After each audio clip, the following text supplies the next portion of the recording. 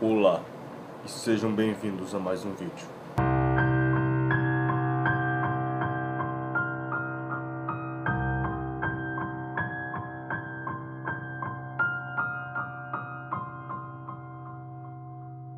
Nesse quadro, iremos contar histórias e contos de terror. Assista somente se for de seu interesse. A história de hoje é Iqbar Bigostain. Aproveitem o vídeo.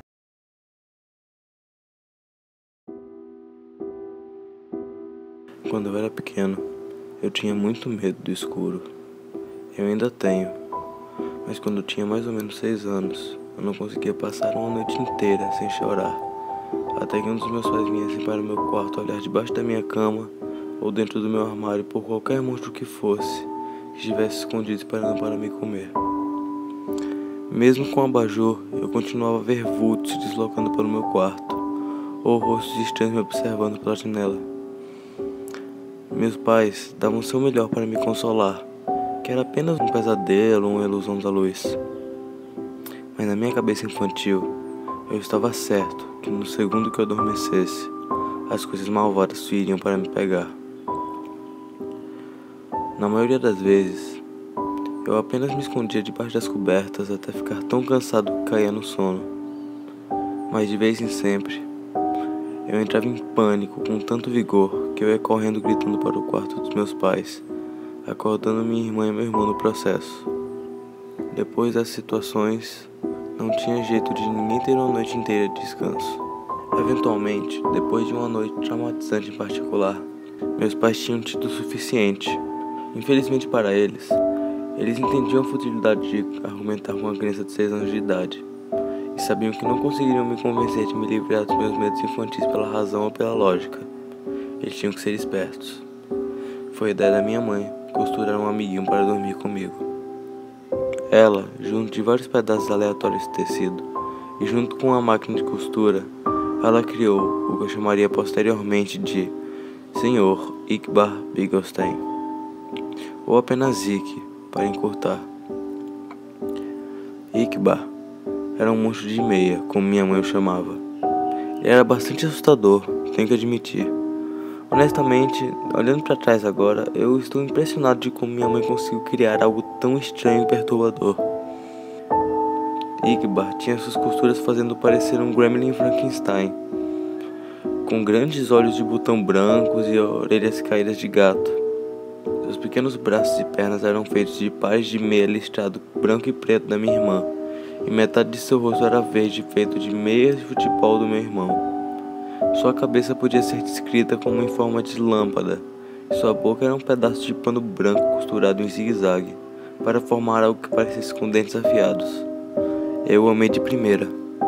De começo, e que não saía de perto de mim, muito menos depois de escurecer, é claro. E que não gostava do sol e ficava chateado se eu tentava levá-lo para a escola comigo. Mas estava tudo bem. Eu precisava dele somente de noite para manter o bicho-papão longe, no que ele era muito bom. Então, toda noite, Iq me falava onde os monstros estavam escondidos. Eu o colocava no local que ele tinha indicado, perto dos monstros. Se algo estava no armário, Iq bloqueava a porta. Se era uma criatura negra arranhando minha janela, Iq ficava contra o vidro. Se era uma gigante besta peluda debaixo da minha cama, então debaixo da minha cama ele ficava. Às vezes os monstros não estavam nem no meu quarto, às vezes eles estavam escondidos nos meus sonhos. Iqbar tinha que entrar dentro dos meus pesadelos.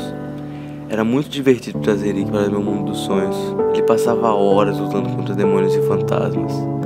E a melhor parte era que nos meus sonhos Iq podia falar comigo de verdade. "Quanto você me ama?" ele perguntava. "Mais do que qualquer coisa no mundo", eu falava sempre. Uma vez, em um sonho, depois de eu ter perdido meu primeiro dente de leite, Iq me pediu um favor. "Posso ficar com seu dente?" Eu perguntei por que ele queria. "Para me ajudar a matar as coisas ruins", ele disse. Na manhã seguinte, na hora do café, Minha mãe me perguntou onde meu dente tinha ido parar. Pelo que ela tinha dito, a fada do dente não tinha encontrado debaixo do meu travesseiro. Quando eu falei para ela que eu tinha dado para Iqbar, ela apenas deu os ombros e voltou a alimentar minha irmãzinha. Daí em diante, toda vez que eu perdi um dente, eu dava para Iqbar. Ele sempre me agradecia, claro, e dizia que me amava. Eventualmente, eu parei de ter dentes de leite e comecei a ficar um pouco velho para brincar com bonecos. Então Ikki estava na minha prateleira de livros empoeirada, perdendo minha atenção lentamente. Entretanto, com o tempo, meus pesadelos ficaram piores, tão ruins que começaram a me seguir no mundo real, me aterrorizando em cada canto escuro ou escondidos em arbustos. Depois de uma noite ruim voltando de bike da casa de um amigo meu, eu jurei que um bando de cachorros raivosos estavam me caçando, e eu voltei para casa para achar uma coisa estranha me esperando no meu quarto. Lá, em cima da minha cama, de pé com o brilho suave da lua batendo em si, estava Iqbar. De primeira, eu achei que era apenas meus olhos pregando uma peça em mim. Era noite, então eu resolvi ligar a luz. Liguei e desliguei o interruptor várias vezes, mas a escuridão permanecia. Foi aí que comecei a ficar nervoso. Eu recuei vagarosamente, tentando sair pela porta atrás de mim, meus olhos nunca deixando a sombra da silhueta de Ikki. Minha mão desjeitosamente atrás das minhas costas tocando a batente da porta. Eu estava pronto para sair correndo dali, quando ouvi a porta batendo e fechando, me trancando na escuridão. No nada, além de sombras e silêncio, eu fiquei travado no mesmo lugar. Não conseguia nem respirar. Por quanto tempo, eu não sei dizer. Mas depois do que eu achei ter sido uma vida, eu ouvi um som, uma voz familiar. Você parou de me alimentar, então por que eu devia te proteger? Me proteger do quê? Deixe-me te mostrar. Eu pisquei uma vez e tudo tinha mudado. Eu não estava mais no meu quarto. Eu estava em outro lugar. Não era o inferno, mas não era muito diferente disso. Era um tipo de floresta, um lugar horrível de dar pesadelos, onde partes de embriões abortados eram pendurados nas copas das árvores e o chão era infestado de insetos carnívoros. Uma grossa névoa flutuando no ar, com um fedor de carne podre, enquanto raios carregados cruzavam o céu da noite. Ao longo, eu consegui ouvir o grito agonizante de algo não humano. Minha cabeça pulsava como se fosse explodir, a dor forçando meus olhos a chorar como cachoeiras. Na minha mente, eu ouvi a voz dele novamente. É isso que sua realidade se tornaria sem mim. Eu senti a terra tremer, enquanto sentia a pegada se aproximando rapidamente. Eu sou o único que pode parar isso. Estava atrás de mim agora, enorme e raivoso, o respirar quente na minha nuca. Me dê o que eu preciso e eu vou. Eu acordei antes de poder me virar. No dia seguinte, eu invadi o armário dos meus pais procurando os dentes de leite da minha irmãzinha e dei todos para Iqbar. Quase imediatamente, as noites de terror acabaram e eu consegui mais ou menos continuar com minha vida normalmente. De tempos em tempos, eu tinha que ir no quarto da minha irmãzinha e roubar o que era destinado à fada do dente, ou estrangular o gato de algum vizinho e arrancar os pequenos dentes incisivos. Qualquer coisa para me manter longe das visões, qualquer coisa entre dentes de tubarão arrancados de um colar ou dentes de animais pequenos. Eu também comecei a notar que passeava no meu quarto quando eu deixava por qualquer período de tempo. Reorganizava coisas e cobria algumas outras. Ele estava até começando a parecer mais realista de alguma forma. Na luz certa, seus olhos pareciam brilhar, e ele era quente ao toque.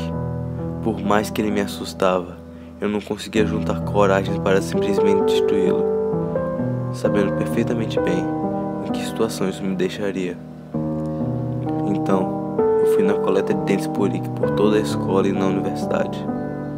Quanto mais velho eu fico, mais coisas eu temo. mais dentes são necessários para me manter seguro. Agora tenho 22 anos, com um trabalho decente, meu próprio apartamento e um conjunto de dentaduras. Faz quase um mês desde a última refeição de Ike, e o terror está começando a me cercar novamente. Eu tomei um desvio para a garagem depois do trabalho essa noite. Encontrei um homem atrapalhado com sua chave do carro. Seus dentes estavam amarelados de uma vida inteira de café e cigarros. Mesmo assim, eu tive que usar um martelo para arrancar os molares. Quando voltei para meu apartamento, ele estava me esperando, no teto, na quina da parede, 2 olhos brancos e dentes de navalha. "O quanto você me ama?" ele perguntou. "Mais do que tudo", eu falei tirando meu casaco. "Mais do que tudo no mundo." Saudações. Gostaram do vídeo? Se sim, não se esqueça de dar um like e adicionar aos favoritos. Se inscrevam no canal para ter mais conteúdo de terror. Tenham uma boa noite. Nos vemos no próximo vídeo.